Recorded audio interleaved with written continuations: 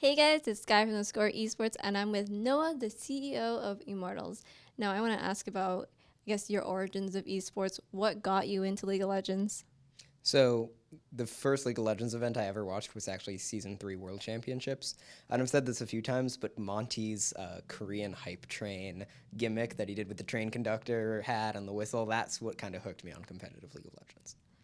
Now, we know that Immortals is a League of Legends team. Are you guys ever going to look to expand to, I don't know, maybe Street Fighter or Smash or any other game so far? Yeah, we're definitely looking at expansion. One thing that I want to be sure of, though, is that when we expand, we do it in a way that really is faithful to who we are as a brand. So competitive excellence, treating players well, super popular, but, non-toxic players, and finding a way to expand that doesn't involve compromising any of those ideals. Now, what are you excited for Immortals? I know that they're undefeated 12-0 now. Do you see them actually going 18-0 for the rest of the split?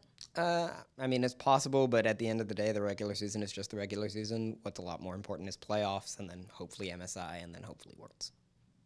Where do you see Immortals placing, for the rest of the next summer split? I know that it's going to be the best of three. It's going to be a little longer. Do you think that, Immortals will come out as a top dog? I'm actually really looking forward to the best of three. I think our support staff with Dylan Falco doing the pick and ban and all the strategy, and Robert Yip and Jun Kang doing all of the kind of player welfare stuff will set us up in a really good position to succeed in the longer matches.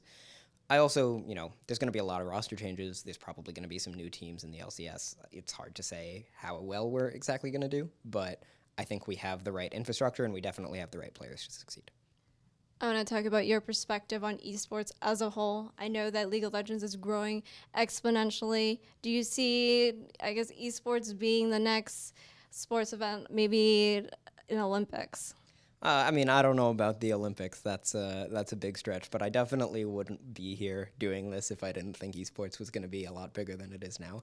Um, you know, I'm not one of the people that buys into the idea that esports needs to be more like traditional sports in order to be popular. I think we're doing just fine on our own.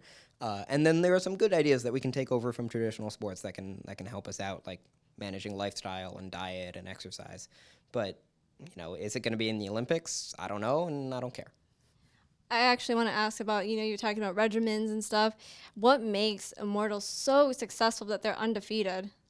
So I think a large part of our success is due to kind of the philosophy we set up the team with.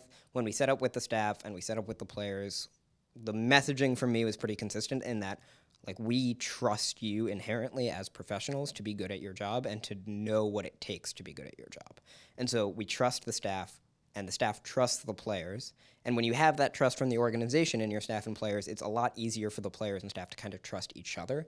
And you've seen that a lot in our games about how none of our players feel like they need to be the only one to hard carry the game. They all trust their teammates to make the right play, and they trust their staff to set them up with the tools they need to succeed.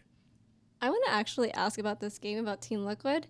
That last, pentakill, everybody, you could hear the whole entire team just going, yeah, pentakill. They were so excited for that. What was your reaction to that? I was really happy about it because, Huni, Huni's a very active, bombastic player. He makes a lot of noise, whether he's winning or losing.